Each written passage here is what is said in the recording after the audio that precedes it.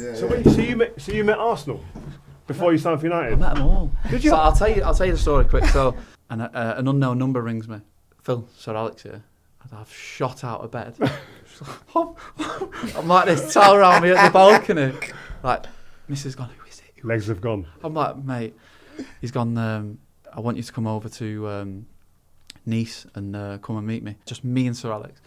So I'm sat in the room thinking, oh my God, what am I going to say here? He didn't ask me a single question on football. Not a single question. Everything was related to how were your grades in school. He went, how's your mum? How's your sister? I'm like, how do you know I've got a sister? Like, wow. Like, see the levels. How do you know? How do you know see the that? levels. The last thing he said to me, looked at my eye and he said, Phil, are you a winner? I was just, mate, it gives me goosebumps now. After Sir Alex, I came out and we got in the car and we was on our way to London, and I said to my agent, I don't want to go. I'm done. I'm sold. I'm done. Like, and he was like, well, it's always good to see, and you can leverage. And it's always good to. I said, John, I'm done. I know where I want to go. And he was on his way to meet Arsenal. And I was on the way to your Arsenal. So was there anything that impressed you? But that's the point. There was nothing he could say that would change my mind. No, but I'm being deadly serious. Like, there was nothing he could say. Like, nothing. I don't even have to put it into words. Like, so Alex sewn it up. So Alex sewn it up in Nice nicely. Yeah, it was nice in Nice. That's incredible. So that's the story. Oh, there's levels. See, that's when you can put your shades on. Do you regret? Yeah, that's what Sir Alex rolls. My mic's dropped. Oh man. Oh man. Let's go over the show, man. Let's get on. Yeah. Hello and welcome to this episode of Rio Ferdinand Presents. I am Rio Ferdinand, and every single week on this pod, you'll hear and watch me get stuck into some of the biggest topics that have gone on over the weekend in football. Joel Beya is here to my left-hand side. He's never away from me, and it's great to have one of my former teammates, Mr. Phil Jones, joining us today. Listen, man, every week we're bringing one of my mates on, one of my old teammates who I played with, Mr. Phil Jones. What an entry that was. Oh, seriously, this guy, he came in, the manager said this, and this is the guy's going to take your shirt, take your boots. And I was sitting there thinking, Phil Jones, man, what are you doing coming here? It's too early for this. But no, what a guy. Do you know what? There's an elephant in the room. And I have to say I apologise. Firstly, before anything, I said sorry publicly, but I'll say it to your face this time now, for criticising you like I did. And I want to know how you felt and how it made you feel and whatnot. But I criticised him about he wasn't playing for a long period of time. And I was like, he's got to go out and play. He's got to go and play. I knew this kid when he was 18, come to Man United. He wants to play football. Why is he sitting there? Is it the crest of Man United badge that he wants on his chest? Is it why he's staying there for his own ego? Just go and play some football. Get out of the way. Let another young kid come through, because you're stifling someone else's growth maybe. But you know what the turning point was? Ollie texted me, and Ollie said to me, Rio, I don't know if you're aware, well, you're obviously not aware, but Jonah's been injured for a long time. I think it was 18 months. Yeah, wow. He was out for 18 months, and I said, shit. Right, why has no one told me? So I then reached out to Fletch and said, I said to Ollie as well. Fletch spoke to me as well. Yeah, I said, make sure you apologise, or if I can speak to Jonah, but Jonah didn't want to speak to me at the time. But I was unaware. That's the thing. I was unaware of the situation. So I just wanted to say, sorry, man. And I hope you don't judge Apology me for it. accepted. Yeah. And it was never personal. No. So, Look, that was a time when that was tough period. Like, what's it like getting criticised though by a pundit? Do you know what it was? Like me, maybe do you know what it was? Is when I was growing up as a kid, like, and you when you're involved in the bubble, in the football bubble, you don't realise how influential and important, like, sort of you are in sort of the world of football and people. Like, I would watch you, like, growing up as a kid, and from Leeds to West Ham and then to United, and like watch how you played and stuff. And I always wanted to be a centre-half, so I like tried to model my game. I used to watch, even when I joined, I used to watch you in training and just how you your aura around the training ground, stuff like. So for someone like yourself to come out and say that, I was vulnerable at the time because I'd not played so long, and I was thinking, am I ever going to play again? And I'm having all these thoughts and images in my head of, this might be it, and then obviously that comes out, and then it's another thing to deal with. And I never wanted to sort of respond because that wasn't in my nature. I was never that guy to sort of start, arguing back and forth and stuff like that. But because obviously, like, I looked up to you and like you were such an iconic legend at United, I was like, oof, it was difficult. But you know, Do you know what I was thinking? I was thinking the one good way of maybe of getting around that would have been I think now, and even I'd like your. You know what? I should have reached out, and I should have reached out and gone, look, we played together, we knew each other. I should have been like, listen, Ree, like, this is the situation, like that. Just make me aware. Because I was in such a hole, such a dark place at the time. Like I was thinking, I ain't gonna play again, which was the case because I came back. So why say anything? And I was just like, so I was just in a place where I wasn't ready to sort of talk about it. Like my way of coping with it was just hibernate, mate. Just hibernate. Why didn't you call him instead of going out? Yeah, I think that's a fair point. But then at the same time, I'm critiquing and commenting on like hundreds of players weekly. Yeah. Do you know what I mean? Do I call everyone? Do you know what I mean? I know Phil, but it's like, I think, maybe I should have retrospectively now. But, yeah, I think, like I said, I think... Would you have liked to call instead? It's a combination of both. I agree. It's a combination of both. And maybe I could have picked the phone up. And if I was in a bit of a better place, maybe I would have. Listen, like, it is what it is. Like, as footballers, like, you've got to be able to deal with stuff like that. You play for Man United, you got to deal with that. Yeah. Those are the pressures and the environment that you got to face every single day. I always say that about players that are playing today, and I'd say it even now. If you've got an issue with something that someone said, just pick up the phone. Yeah. Find a way to get to like the likes of me or whoever it might be in the media. It's not hard to text someone and say, can you get me his number? Yeah, exactly. You can get hold of me easy. Just get out and say, listen, you're probably not aware of this. There's something going on behind the scenes. Keep it between us, but just so you're aware next time you're commenting on me. And I think that goes such a long way into protecting you as a player, but also giving me the ammunition to kind of push back on other people and help you in that situation. So I think if you've ever got an issue, pick up the phone or an email. It's funny because we're gonna talk about this further down the line, but where you are now, do you reckon you would have made the call now? Absolutely.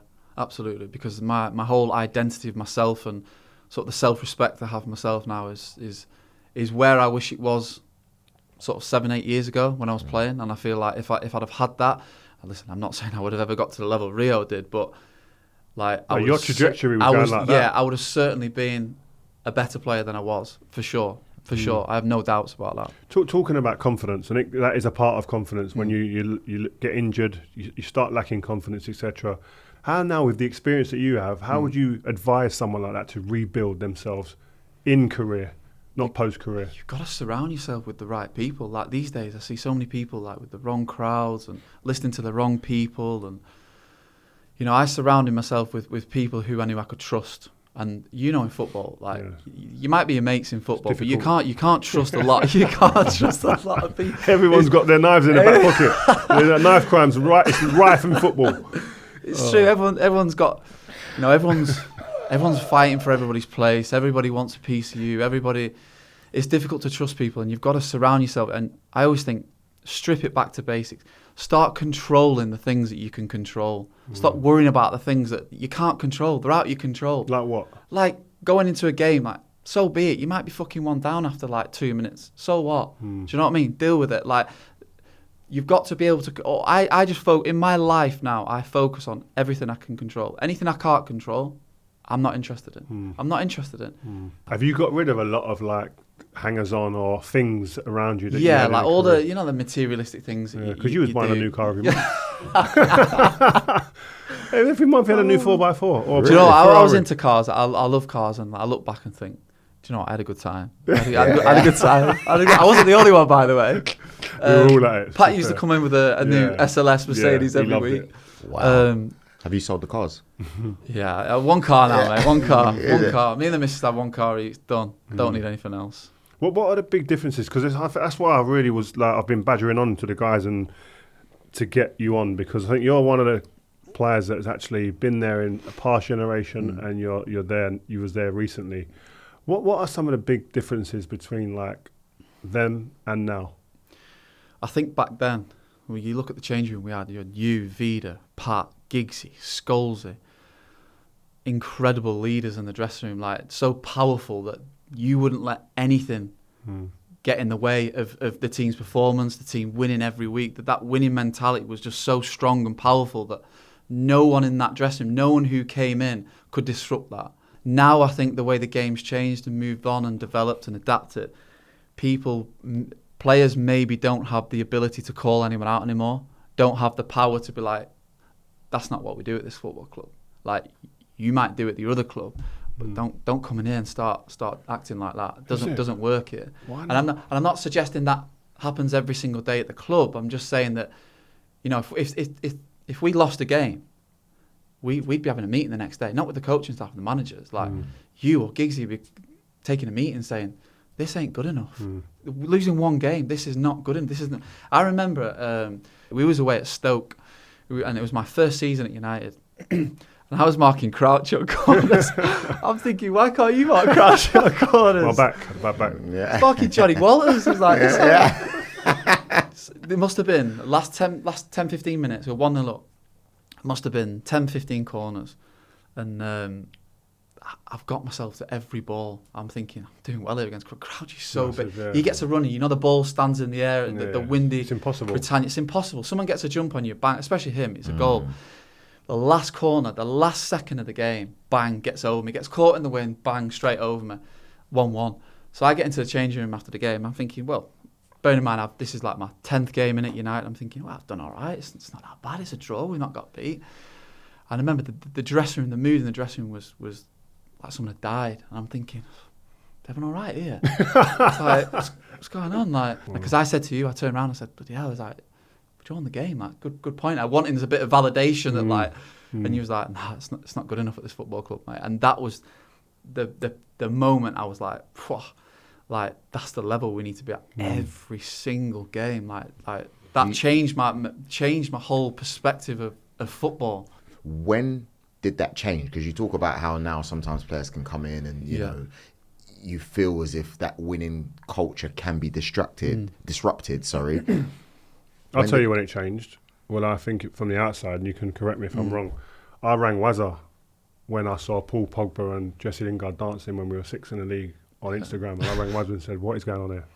How are you allowing this? And he went, Ree, can't say nothing. Like, it's just not the same. The way the game's gone and Wayne Rooney couldn't say. Yeah, he said Wayne Rooney. Yeah, but he said to me, Ree. What'd you say? He said there's not only Jesse and Paul, there's a load of them all together, all looking at me like I'm mad if I say anything like this. Can you imagine that happening in the dressing room we were in? You get you get tortured.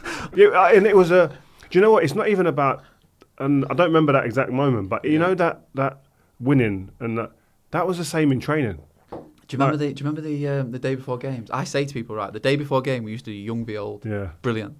But 8 aside. I'm telling you now, other than the top games we used to play against Liverpool and City and that, those games were more intense than the actual game on a Saturday. Yeah. The Saturday game was become easier than the one on the Friday. You did not lose that game on Friday. I've never believed you. I just thought you was. They think I'm gassing when I say things like this. You did not lose that game on a Friday. I also don't have these type of conversations. Yeah. You know, we went 1-0 up against these on a Friday, and these would be on at each other, like frothing, arguing, like frothing at the mouth, like. And they'd always find a way to turn it around. We'd hardly ever win. They always went one up. Always went one up. And they would start. And this is the matter. On a Friday, yeah, they would all start celebrating, high fiving, like flipping, like. So who's that? Is that you? So we'd be me, Welbeck? Chrissy, Cleves, Welbs, the Silva twins, Fabio, Rafa, Ando, Nani. So they'll be all like score a goal, go 1 or 2 up, and then we go like 3 minutes in, and we'll be arguing between us, the older team, and then all of a sudden we'd get one, and these that would capitulate. We would they would absolutely all off. We would melt, absolute melt. And then the whole day on a Friday, we'd travel to, say, London for an away game, yeah. And these that would get abused. Yeah. Any workshop? Well, what? You got destroyed this morning. Wow, it was all about winning, basically. Just the culture. It was madness. Like, you look back and think, like, those are unbelievable times. Oh, so our team was like me, Vida, Scholesy, Shazy, Patrice, Edwin in goal, obviously. Yeah, it used to be it used to be unbelievable. So you're saying when you spoke to Wazza, you could see that, okay, things had changed. But isn't it like a manager's job to protect that culture and the mentality? Do you know what I mean? It is, yeah. Or the staff above, the directors of football and whatnot, and the people that are running the football club I always think, excuse me, as a manager, you know when Sir Alex walked into the canteen like you knew he was there. You could be having your dinner, and you knew. You don't even have to see him. You know he's in the room. Like as a manager, like I'm not saying to that level, but you have to command the respect, and you have to create that aura that you are the boss, you are the leader, and you lead by example, the cliche, whatever. But he was so influential in that dressing room that when he left, and David Moyes come in, like it was just a bit more of a nicey, high-fivey. Just didn't feel the same energy that you felt with Sir Alex. It's really hard to put into words. The intensity or the maybe little things, ever so slightly, little things that you would never have got away with under Sir Alex. Like what are they type of? I can't remember. I don't know. Turn up late to a meeting, or strolling outside 5 minutes after the warm up starts, or I can't, or turn up late to the bus, or just tiny little details, or things on Instagram or social media that would never have happened, and you wouldn't have even thought about doing it. It just slowly started creeping in, and results obviously didn't help. We struggled, couldn't get the winning formula. Players were underperforming. We're asking ourselves why. I mean, honestly, when we won the league in 2013, when we lost the league in 2012, I mean that was a disaster. That we're 12 points clear at Christmas, weren't we? 12 points clear. Mad. We never know. We might get our title back if City get. Julian's got it. He's cleaning it for me. Rio's back in for his win bonus. Do you remember that day when we lost it? Do you remember what do you remember from that day? I remember because I put pictures of me and you. I played right back. Yeah. Right. I had the worst body shape in the world. I had some flabby little. Played right back against Sunderland. And I remember we had to win because we lost. Remember, we lost the game at City 1-0. It was at the pinnacle game. We just couldn't lose. If we drew the game, we win the league. And Company scored the header. Got caught on the Chrissy and Chris Smalls. He's caught the header. So we was away at Sunderland. We win the game 1-0. Assist, by the way, for Wazza. Okay. Right back. And I remember the games. Our game's finished, and I've walked off the pitch, and Berber's gone to me. It's done. So I'm thinking, we've done it. Won the league. Berber. Done. So I'm thinking we've done it. And anyway, as it transpires, the game's not finished. And then obviously, I can't even name him. Goes and scores. And that was it. Like the feeling was. Do you remember the changing room? Oh, I've never been in a dressing room like that before. Never. It was just. Right. What did Sir Alex say? He said, "You experienced players, you've run this course, you've been here, but." You young ones, and he named like you, Chrissy Smalling, Welbs, Clevs, etc. I said, you listen now, and you remember the faces out there, because the Sunderland fans were laughing at us and they were cheering when the goal went. Yeah, they were. So he said, you remember their faces, you remember what it's like, and you remember this feeling here now. It don't happen the again. day you come back into pre-season next season, and you don't let that happen again and repeat yourself. We won a league the next season, just so you know. Under Sir Alex, mate, he would go around the dressing room, and he'd look at every single one of you, and he'd be like. He'd go, Phil, you're in my team, and this is why I signed you, because of these attributes. This is what you bring to us. Like honestly, I would go out, even if I'd have had a stinker the game before, I would go out 10 foot tall. Until I'd look in the other side of the dressing room or the other side of the tunnel we were playing against and think, we've won. We've won. He made me feel like I was miles better than I was. I mean, he said it as well. But I just felt so comfortable walking out onto the pitch. Because when you came, I was like, right, I'd heard of you before, and I'd seen clips and whatnot, and then you come, and obviously you're a centre-back, so I'm sitting there going, right, you bringing him trying to replace me, or Vida, who is it, etc. So then I'm watching you in training, watching you in games, and I'm thinking, you don't have no fear. You're going in there and just like smashing people, passing. But that fear is what I lost. Back in my own ability, knowing that I was good enough. Like you start... You know, those demons in the back of your mind start questioning it, going because of injuries, because the culture's changed. Because I was in 1 week, I was out the next. I didn't know whether I was coming or going. The managers never really gave me that. And do you know what? I spoke about it a few weeks ago. The manager, and surprisingly, people think it's surprising. The manager that gave me that was Mourinho. He gave me that confidence to knowing that I was playing. I was playing every game. And I think me and Marcus Rocco played at the back for like 21 games in a row, like straight. Probably one of the best. If I look back now at the statistics, probably one of the best period after Sir Alex I had sustained running the teams. Me and Marcus Rocco at the back, we had so many clean sheets together, and we just knew that we was playing together week in, week out. We knew exactly each other's game. I knew what he brought, he knew what I brought. We had a great relationship. Distances were perfect on the pitch. that takes me to a point for now. Actually, you just bring it forward to today, and the United of today, they're changing centre halves. I think the game from midweek against Porto, the manager said, "I'm rotating my 2 centre halves. Jonny Evans, who was man of the match, and Harry Maguire come in." How would you have dealt with that? Because my head would have been gone. So difficult to get a relationship and build a relationship with a player who's in 1 minute, out the next. He's swapping, he's rotating. Just even in terms of like, I remember you. I'm going to keep going back to like comments that you keep going, because it sticks out in my mind. This is what I'm saying before. You didn't realise like how influential like you would have been on like the young players, even if you didn't think it in your mind.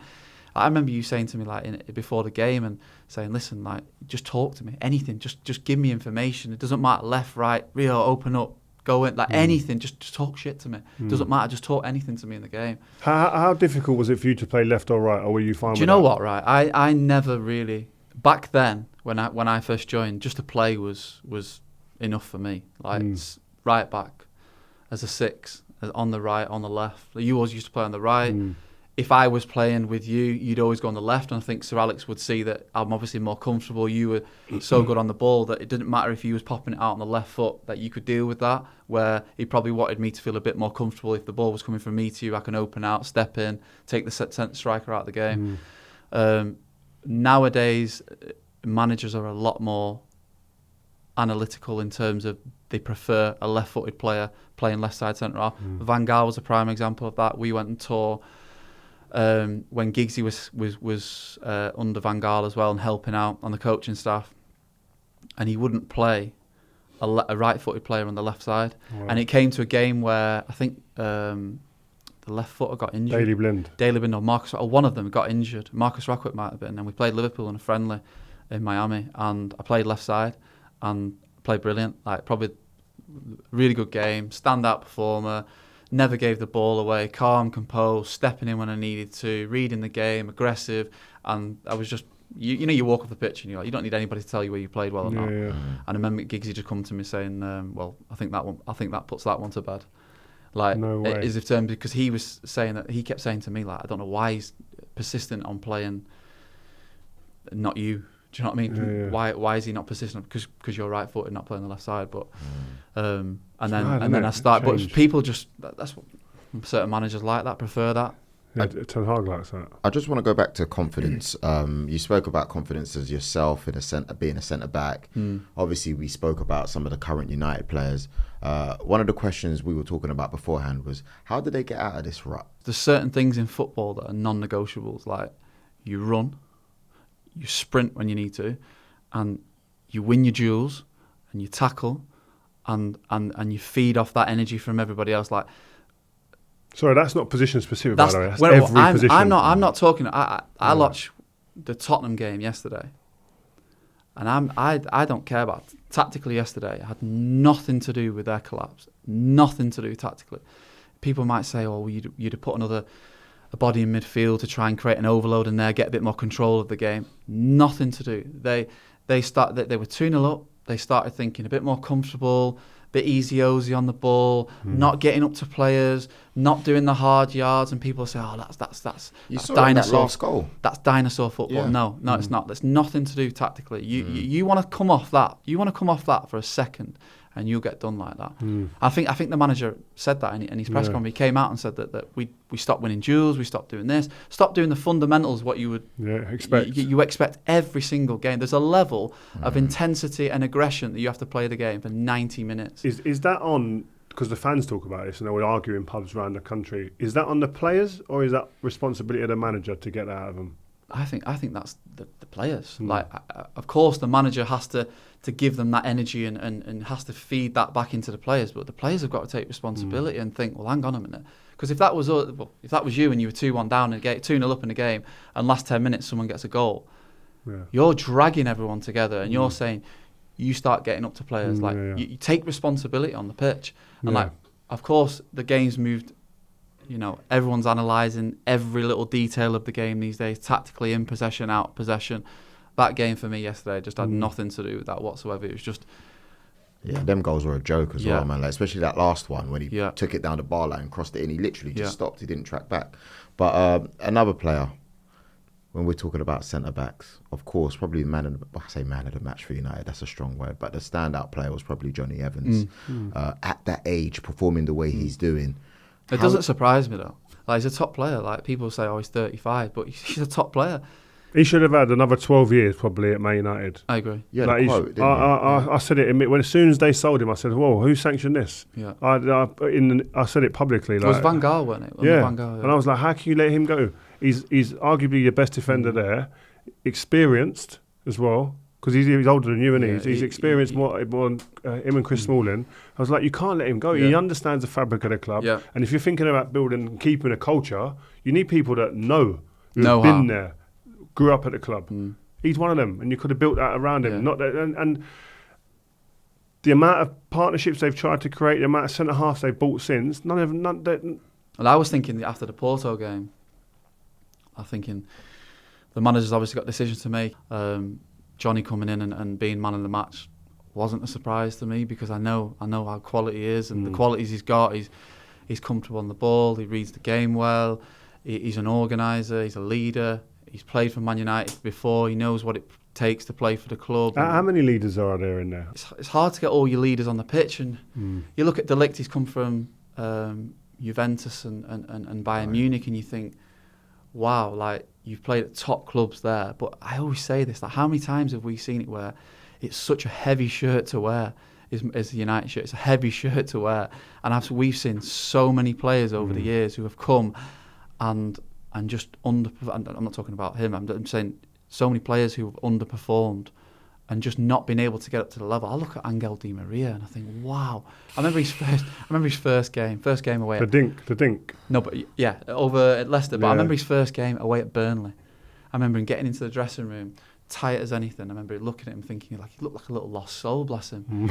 And he just got absolutely battered all over, just absolutely mullered. Every time he got the ball, whack, like, and just never really got United. Maybe the manager didn't help. He didn't get along with the manager, but I've seen so many players, because the shirt's so heavy, that don't perform, then go on to do so well in the career. Try and let us understand a little bit more. Like, what is that? What is that? Pressure to win every game. Every game you win. The pressure, the fans, the expectancy, and rightly so. We've been so used to winning for so long that's the level. Like, you come to Man United, you get to that level, or you're out the door. So who are the voices in there now? Who would you go? Obviously Johnny, because he's such an experienced player. I think Harry's got to be up there, because he's played at a top level for England, and he's been at the club a while now, so he should know what it takes. But I just feel like the what I was saying earlier, where you would pull people in and sort of have that meeting yourselves, forget about the staff. You didn't care what they thought, it was about what you thought in the dressing room. I don't think there's probably those types of players anymore who would anywhere who would grab the lads and go, this is where we're at, this is where we need to get to. Everyone needs to be on board with it. Maybe you see it all the time at clubs now. There's always fractious relationships with different players, or he doesn't respect him as much, or he's talking behind his back, or there just was none of that. There was none of that when we were playing, none of it. So how did you feel, though? Because you're talking about, there's obviously a crossover with the generations. Yeah. There's the Sir Alex era and there's today's football, etc. How did it make you feel when you're sitting there going, obviously there's changes, you remember what it was like with Sir Alex and you see what it's like now. How does that make you feel? You sort of go with the wind. It's like tumbleweed. You just travel along with whatever's going. It was difficult, and because I was so young still at the time. I mean, when David Moyes came, I was still only 21. Wow. 21. So like I was by no means a mature player in that team. I was still looking around, wanting help from the Giggsies and Scholesies and Carras to pull me through it. Do you know the best players I look at now and think, like Jude Bellingham at Real Madrid? He absolutely has the balls to go, hang on a minute, no, this is not good enough at Real Madrid. Like Declan Rice he has, can do it. and Declan Rice and all these people you're talking about now, and you can see why they're at the top level playing for the top teams, because they have that ability at such a young age to call people out and say, no, that's not how we do it here. And that for me separates the weak from the and maybe I look back and think I was a bit naive, a bit vulnerable, a bit insecure. But I think it separates leaders as well. Like real leaders aren't afraid to have difficult conversations, aren't afraid to maybe fall out in a conversation, but at the end of it, be man enough and mature enough to go, oh, but cool, well, listen, we move together. Yeah. Like bring it back to actually where we are joined at the hip with this, but I'm going to tell you how I really feel. And those honest conversations don't seem as happening as often. I remember once a game we had at Wigan away. Do you remember when we lost? We pretty much lost the league at Wigan. It was short corner. Sean Maloney bent it in the far corner. We lost 1-0. And we was in like the 90th minute. And Nanny, bless him, he's on the sideline doing all of his step overs on 95th minute. I'm just pass me the ball. So I screamed at him. I said, pass me the fucking ball. And like, anyway, coming to the changing room after the game. Do you remember or not? He's coming saying, I will break your face. I will break your face. So I'm thinking, I'm shitting myself going, what are we going to do here? Like, I'm just going to have to back myself here. And the manager come in going, everyone sit down. I was like, yeah, sit down. Like, cheers, Gaffer. Yeah, but Nani didn't mind a tear up, by the way. Yeah. Really? I see him punch up a few people in the training ground. Oh, is it? Yeah, like he broke one of the young lads' ribs. He was out of order, to be fair. Remember David Petrucci? He was in the gym. Yeah, in the gym. They had a spat outside. Yeah. So the Rezzies came to train. Was you there? Yeah, so the Rezzies came to train with a few of the first team. And what they were doing, they were having a bit. We'd lost the game before. Yeah. So there's a bit of. That's the thing. After a game that we lost, the next day's training used to be like. Oh, you'd be a hard training session. Like, Are people getting called out? No, but everyone, you'd be flying into challenges. No problem. Flying into challenges. PK held a little slap once as well from. I wasn't there when PK was there. Do you remember that? He kept throwing. I wasn't there. PK. He kept throwing. You get on the plane and you get the little wet towels. Yeah. Towards your hand.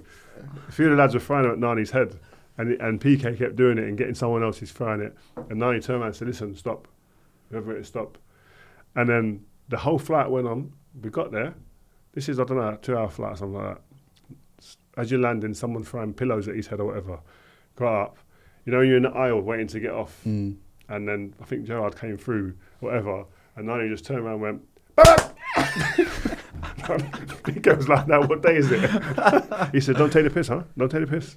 Oh, it's funny. What would the coaching staff or the manager say about nothing? Like that? Did you just govern yourself, basically? Nothing. No one. The changing room governed. You police yourself. Yourself. Policed it, yeah. Yeah. And I think that's healthy. Yeah, healthy. Like the manager, I think if I go into management, hopefully I do. Like I wouldn't be policing the dressing room. Like that's up to the players to stamp things out or to organise the players in the way they want to work, fines and all that sort of stuff. I'm not a teacher. I'm not a professor. They're grown up. They know what to do. They know right from wrong. So police it yourselves. I mean, you talk about you want to go into management. It's going to be very different in today's world, it is, especially with what you're used to. Yeah, and the current Man United manager, Erik Ten Hag, he's obviously under a lot of pressure. What have you made of him so far? Well, to be fair, I had one training session. I came back, start pre-season, thinking, right, try and gain a bit of momentum. And I remember I walked out, passed my first ball in training, and I just walked over to the physio and said, this is my last training session. And to this day, it was my last training session. Wow. But he's obviously got his ideas from coming from Ajax and the way he wants to play, and he's not obviously been able to implement that as much as probably he would have liked. I just think it's so difficult. I think I look at the best managers, look at Mikel Arteta, I look at Guardiola, I look at Klopp, I look at Diego Simeone, I look at Antonio Conte. The energy and the passion that they bring, like to the team. You see them on a touchline, and you look over and you think, I'd love to play for him.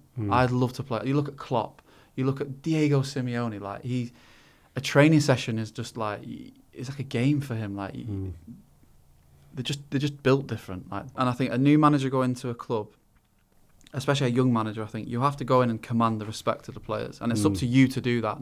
That's not the players to. That's up to you to go in, and however you go about your day to day, how authentic you come across. I think now players need to be able to believe, yeah. but have someone they can resonate with. Players want to resonate with someone and like be able to be like, pick little different pictures about the game or previous games you've had, or be able to relate not just on football terms, but outside of football as well. Just having that someone they can relate to. Like, do you know who does have that? You've mentioned it already. Mikel. What? That's Have it, what? at Arsenal. This ain't the Arsenal chat. No. Why are you bringing it back to Arsenal? I'm just saying, Phil, I'm sure, look, you watched the game. Is this Gunners TV? Unbelievable. Yeah, no, if you look at him, everything you've mentioned there, right? I felt like I was talking to Mikel himself. Like, seriously, coming in, commanding the respect. He had the issues with Aubameyang. You know, there was a few players that you could tell. But he's come in, bang, dealt with that. Straight away. The players straight away have gone, whew, yeah. he's a big character in the dressing room. He's dealt with that like that. Done. Next one. Exactly. And players have gone. Players from either our generation, Phil's generation, or the current generation see bullshitters. You can't bullshit. Play. You can't bluff. You play. can't bluff. If you can't bluff players. Players will see Players see straight through it, and then they'll talk, and then it becomes cancerous within the training ground. It spreads, and they will have you in this generation. They will have you clean off, off. No. Have you seen it? No messing. Yeah. See, sorry, I know you got a question to ask, but No, I haven't. besides Sir Alex, who had that clear instruction for you? Like, you've played under some top managers. Like, who would you say? So I would go back and say Van Gaal was tactically one of the best I've played under. Tactically, brilliant. Every player walked onto the pitch and knew exactly what you were doing in that game. You didn't have to overthink anything. You knew what you was doing, what your job was. I think probably what let him down was maybe the man management side of things and communicating with the players. He was tactically brilliant, and then I think I always say, like, other than Sir Alex, the manager who got the best out of me was Mourinho, and I wasn't even playing under Mourinho at the start. He came in, and obviously I'd been injured with my knee, and slowly but surely I got back into the team. And I remember him texting me after a game and saying, like, well done, go and take the missus out for some food tonight. Don't need you at the weekend. Got a cup game. Little touches, isn't it? Little touches like that, like. Nice. Like, the respect I had for him was and you know what? Like, he's even like nailed me in the past and in front of players. I remember I came back and I went away when international duty, and obviously he understood my knee and the pathology of my knee at the time, and I was playing every single game, and he didn't want me to go away with England or just play one game.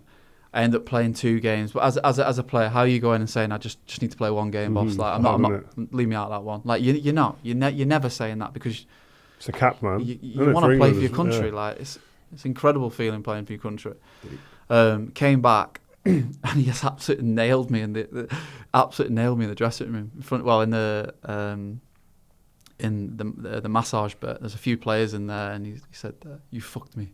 You fucked. Is that what he said? Do you know what? I look back now and I laugh. Like, but even was he serious? He was so serious. Did you like? Did you crumble a little bit? I absolutely moonwalked out. And all the other players were like, just like in the dressing room, like, I don't know what to say. But even that, like, I just had so much respect. Yeah, he still had you on side. Like, he knew how to get the best out of me. And I know he's Marmite to some people, and people like him and people don't, but he was top with me. Well, let's bring it to now. We've got questions, man, because we get questions from all the listeners and people that watch. So we've got some that are coming in across some different episodes. But Ashley Stephen on Twitter, how long are United going to continue setting lower and lower standards before we do something to stop it? We have 8 points after 7 games, and the manager says we are getting better. Do you agree? Ooh, you hold your thought for a minute. I don't want to hear nothing cool. from you. You're Arsenal. Look, this is a tough one, because obviously 13 years at Man United, I'm helping the 18s now on Mondays and Fridays and the games and stuff, and I've enjoyed that, and it's hard for me to... So you better sit on the fence. Is that what you're saying? But listen, obviously it's been nowhere near good enough. It's performances haven't reached the required level and standards expected of Man United. We look vulnerable out of possession.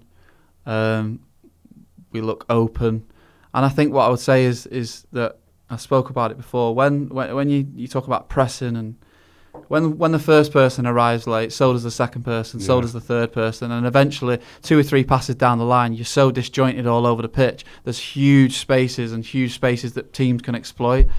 I think we need to get back to a more compact, structured way of playing. Everyone wants, attacking football, scoring 4 or 5 goals. Maybe we're going to have to strip it back and just start getting the fundamentals right before we start branching out and trying to score 4 or 5 every game again. We used to say all the time, They scored 3, we scored 4.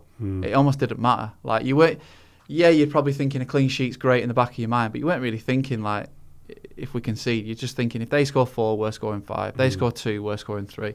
That was just the mentality. It wasn't a clean sheet was a bonus, but they just need to get back to basics, and doing the basic things right. Like,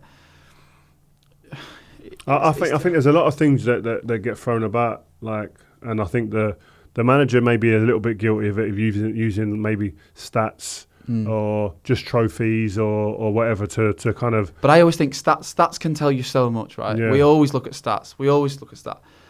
Stats should back up what these see. The eye test. Not the other way around. It can never be the other way around. You can't see a player, see the stats and then we'll go and look at a player or go and evaluate performance. Like, I'm not interested in stat. Like, my eyes will tell me far more than any stat will.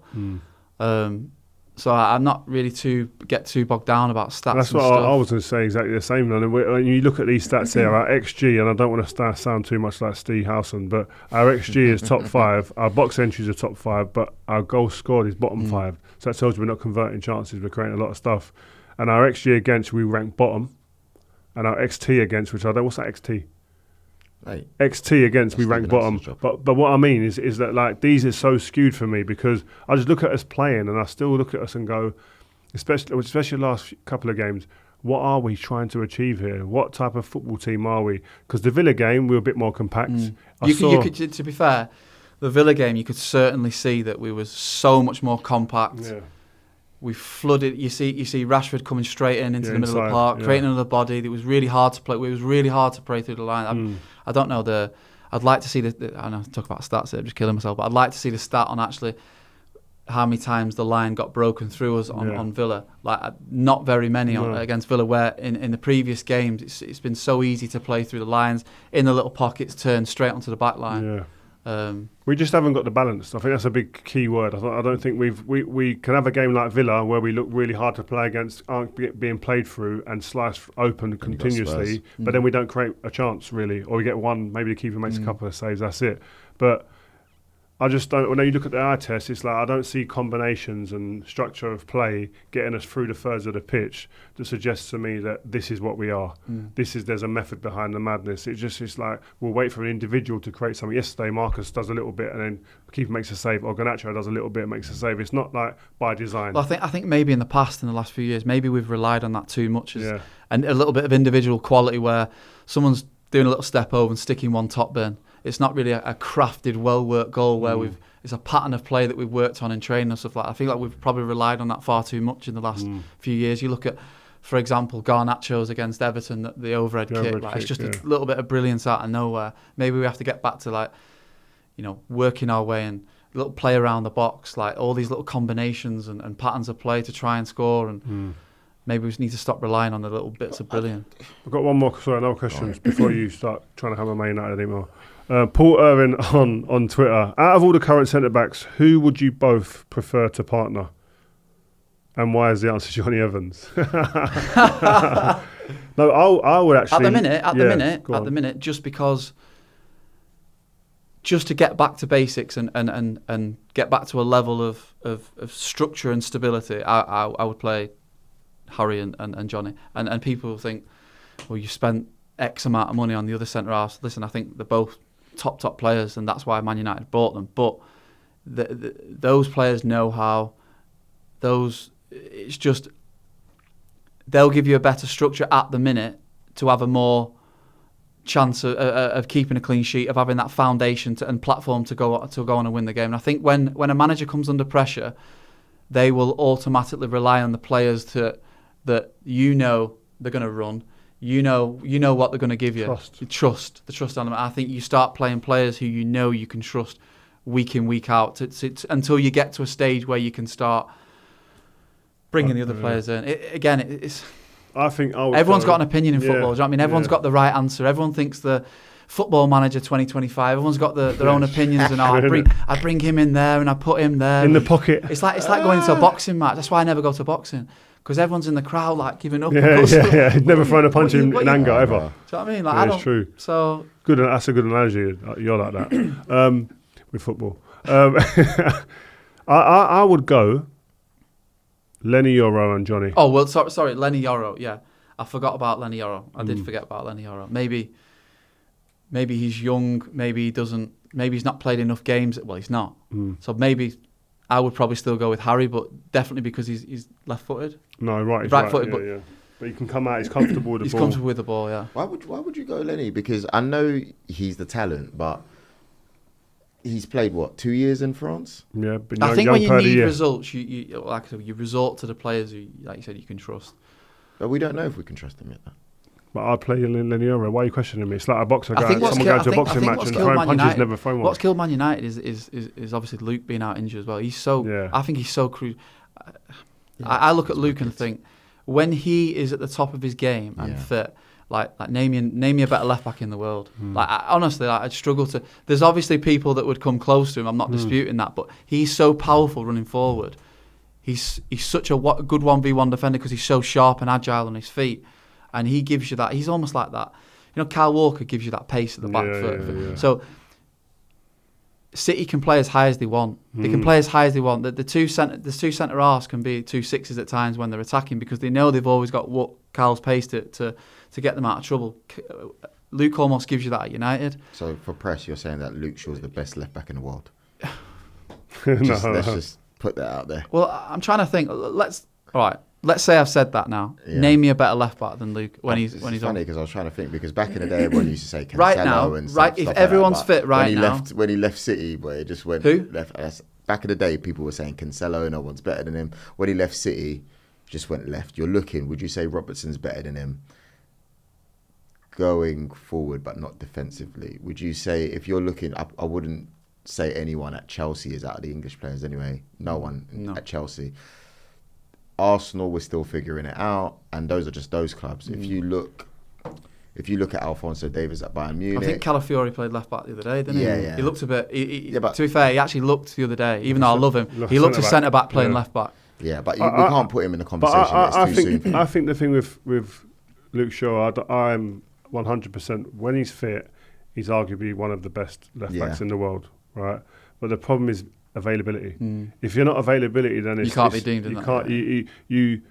It's like it's pointless almost. Not pointless, but it's like it's a bit like your situation. No, I get it. Like, centre half. You can't put me in the category because I've not been fit enough to. Yeah, consistently over a period of time. But when he's fit and plays, he doesn't let you down. He's top. But like, how long are Man United going to have to wait for him to get fit? But also, then there's still question marks. Does he stay fit? I'll tell you what then. With the question that came in before, give me your starting 11 for United now then. Ooh! Bro. Put him on the spot. Yeah. Put him on the spot. That was like a Roger Federer backhand, straight back, isn't it? Right now. In the formation that they're playing. 4-2-3-1 they're playing. Yeah, basically. Right now, give me the starting 11. If everyone's fit, yeah? Yeah. Right back, Dallo. Lenny Yoro, and you could pick any of the others. But I'm going to go Jonny. I'm going to go Jonny because of his experience and next to a young Lenny Yoro to pull him through and to communicate and to help him through at times and understand the task ahead with a bit more clarity. It's not a lot of games between them. Goalkeeper, sorry. Centre-half, yeah. Sorry. Anana goalkeeper. He's been brilliant, by the way. He's kept us in loads of games. Really well, yeah. Left back, Shaw, if he's fit. And then the two in midfield, I would go Kobe Mainu. And I'd go Casemiro. Yeah, okay. I'd go Casemiro and Bruno in the 10. And I'd go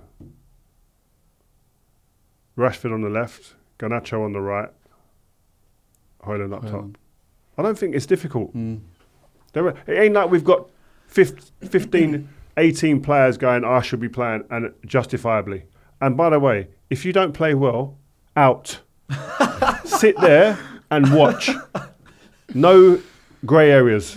Get out, sit there, sit next to me and watch and learn how you're meant to do it. And when you come in, you better keep him out now. But you say that, and I think, okay, maybe behind the scenes he can say that, but you've noticed when he's done that in the past with Sancho and he's done it with Rashford, have you noticed he's dropping players now, but he's being a little bit cute with it. If you look at Martinez on the weekend, it's like, whatever he said about it. But you know really what, this is my thing, yeah? You know who's handling this well? Who? Maresca.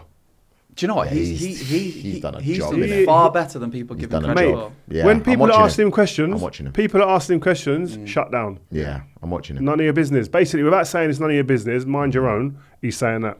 The one thing I'll say about him as well, everyone was talking about how big the squad is and all the memes about the bus and all that and all the players, and no one's talking about it now. Yeah, dealt with it. But No that's one's what I mean. talking about it Sometimes now. I think maybe Erik, if I was going to say one area where I think it'd be good to help to give him advice and to other people within the club maybe to speak, is the communication. Agreed. Is like, sometimes you can say too much. Sometimes yeah. no is a sentence. We've made a decision. You don't need to worry about it. Too much explanations. Like Maresca said, I'm impressed with Maresca. The way he's handling the media, and the media is probably undervalued in the importance of the whole makeup of a manager's job. Do you know how much thought process the manager used to be, Sir Alex Ferguson, about media? Some days he'd be in the canteen, you'd think like, it's the happiest day, whistling, getting to the press conference in front of the press, morbid. But guys, it's But he's setting a tone for it. There's an agenda. It's easy to say that though, but you've got to look at results as a massive factor.